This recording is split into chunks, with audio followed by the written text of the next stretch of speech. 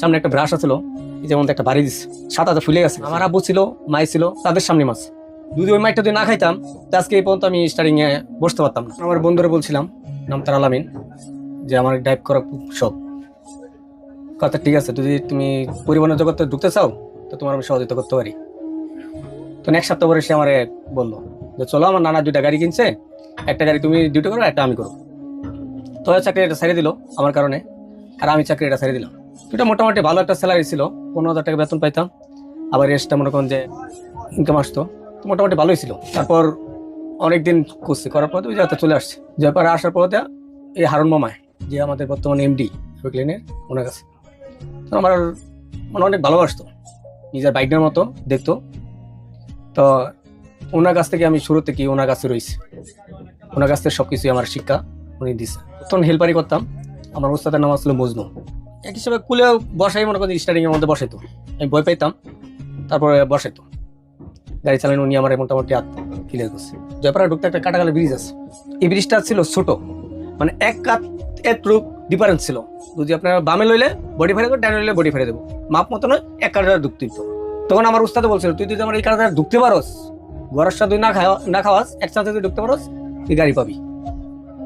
আমাকে আচ্ছা ঠিক আছে। তখন আমার বাপে ছিল এই পাশে একটা সিটের মধ্যে বসা মা বসা ছিল।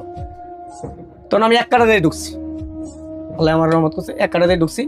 কিন্তু সামনে একটা বিচ ছিল, ইসুপুর বাজার পরে একটা বিচ ছিল। বিটের মধ্যে হালকা একটু মানে আমার বলছিল যে বিট পিসের যাত্রী যেন আলাপ যেন না পাই যে তুই বিট মারছিস, এইভাবে কিন্তু গাড়িটা চালাইতে।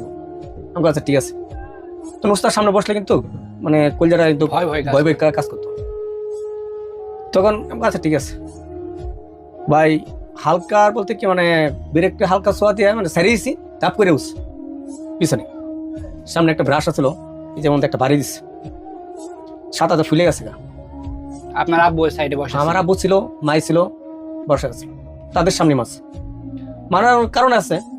যদি ওই মাইটা যদি না খাইতাম, আজকে এই পর্যন্ত আমি স্টার্টিং এ বসতে পারতাম না।